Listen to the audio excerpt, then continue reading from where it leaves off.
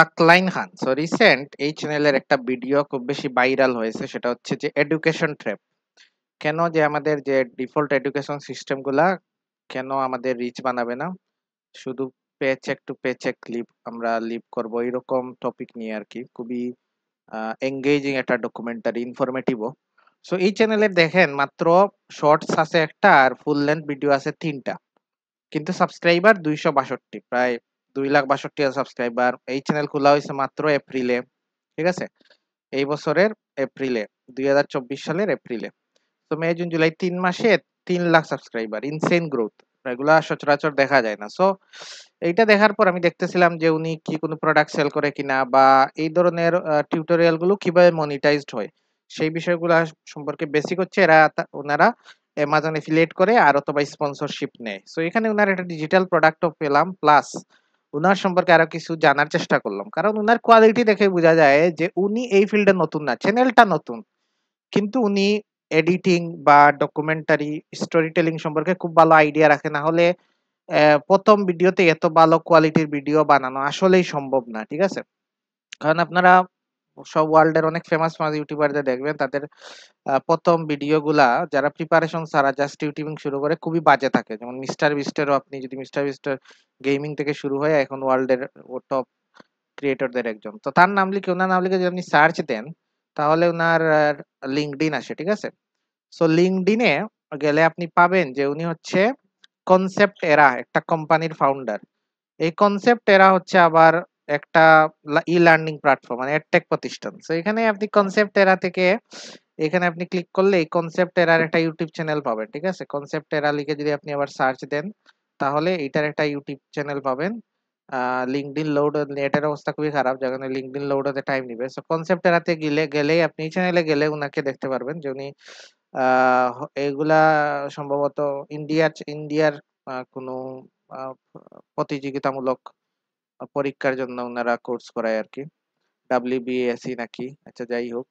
So এখানে গেলে দেখেন এই সেম পারসন, ওনার চ্যানেল এইটা, এবং উনি ওনার একটা এডটেক প্রতিষ্ঠান আছে, ঠিক আছে।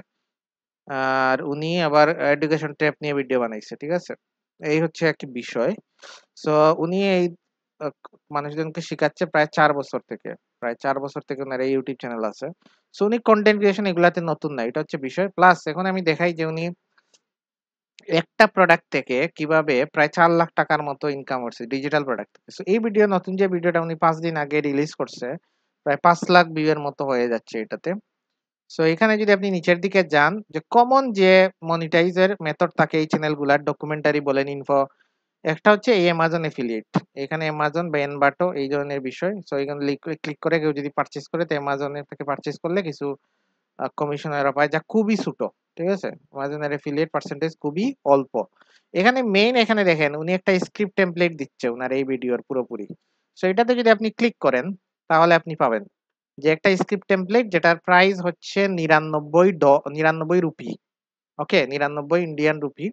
সো এই ভিডিওটা দেখছে প্রায় 5 লাখ, 4,20,000-এর মতো মানুষ। সো এই 4,20,000-এর মতো, 21,000-এর মতো মানুষ থেকে মাত্র 1% যদি ও কনভার্ট হয়, এগুলো প্রোডাক্ট গুলাতে কনভার্সন এত হাই হবে না। যেহেতু জেনারেল অডিয়েন্স অনেক মানুষ দেখবে, তাদের আসলে এই স্ক্রিপ্ট টেমপ্লেটের দরকার নাই। এগুলো যারা রিসার্চ করে একটু পড়তে আহ, চায় বা রিসার্চ করতে চায়, এই ধরনের মানুষজন এগুলা কিনবে।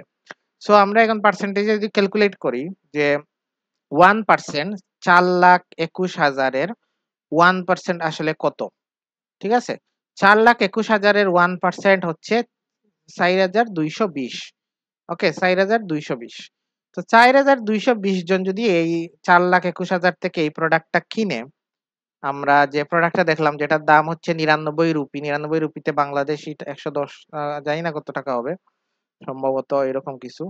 সো আমরা দেখি আগে 99 রুপি দাম, 99 রুপি গুণ 4,210, মাত্র 1% কিনছে, এটা আমরা ধরে নিচ্ছি, আরো বেশি হতে পারে। তো 4,16,790 রুপি। তো রুপিকে যদি আমরা বাংলা টাকায় কনভার্ট করি, রুপি টু বিডিটি, ওকে।